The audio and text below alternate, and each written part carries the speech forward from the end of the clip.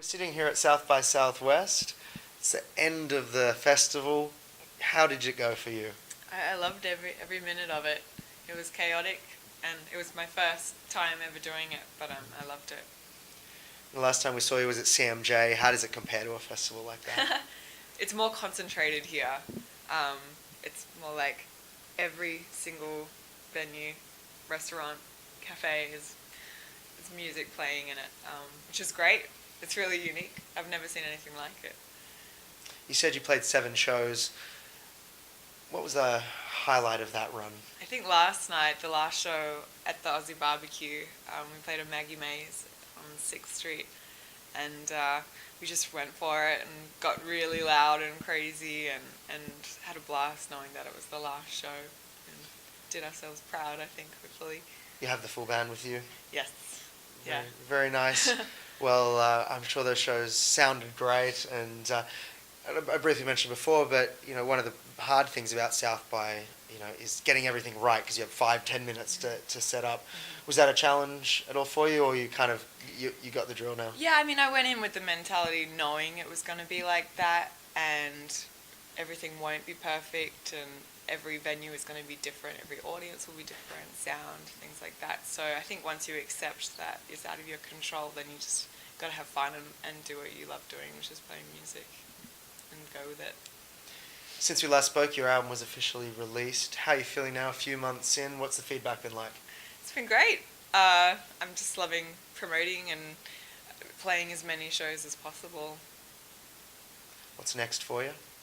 Well, on Wednesday I start an East Coast tour of the States. We're going to like Philadelphia, New York, Boston, DC. And then in April, I head back to LA, which is where I'm sort of living at the moment, and we do a residency at the Bootleg Theatre every Monday in April. Oh, fantastic. Yeah. So, I mean, obviously, with Ben Harper's assistance and that, you've had a good amount of movement in the US. How important is that for you to kind of keep that going? Is that why you're living in LA?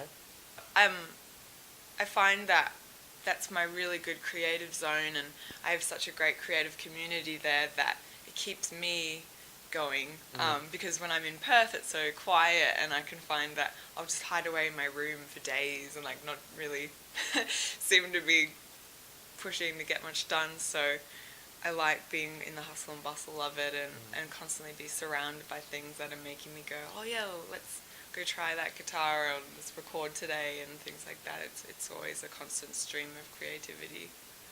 How does something like a residency come about in Los Angeles? The same way it would back home? Yeah, I mean, I'm not really sure. I have to ask my booking agent. That was a really lucky thing that we got, though, and I'm really psyched. It's something that I've always wanted to do, and hopefully it'll help spread the word in LA and get as many people down as possible. It'd be really nice to be sitting in one place and really develop the band and get really strong. That was going to be my next question. I mean, as you've travelled together, how has the band progressed? Yeah, we just get tighter and better. I think so. And as you get more comfortable with the material, like they're learning the way that I like to construct the songs live. Once you have that structure down, then you can really go somewhere else with it. It's like, okay, so now we've got that, how are we going to push it to another place and make it crazier and weirder? That's what we like doing. So, do you have the opportunity to write new material on the road? I'm always writing. It doesn't matter if I'm on the road or not. Actually, it's been so busy this week, I haven't really done anything. Just been playing and sleeping, basically. But what else is there time for? I know. But in LA, I find I love to do a lot of writing there, because there's so many weird characters going on around the place that I just like to sit and reflect.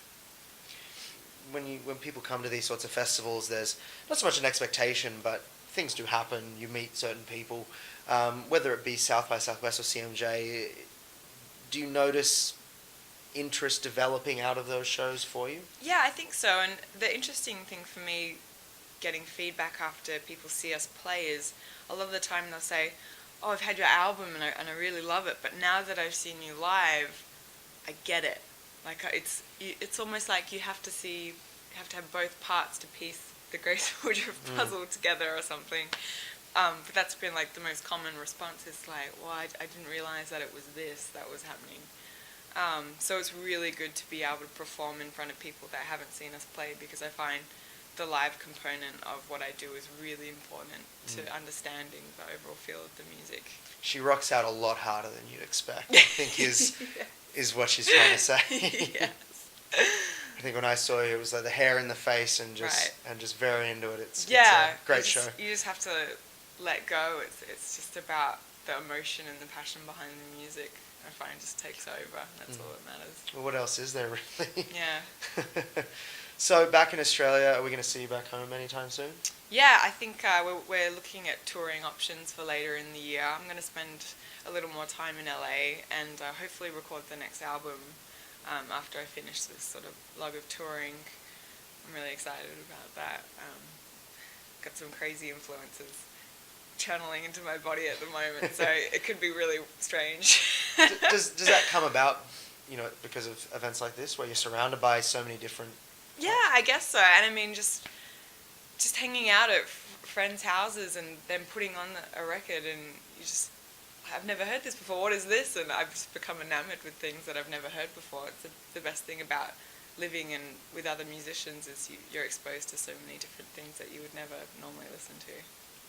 Well, we can't wait to hear what comes next for you, and congratulations on the record. Thank you. And you can get it on iTunes now, or in good record stores around, I guess, America and Australia. And thank you for taking the time to talk to us. Thank you.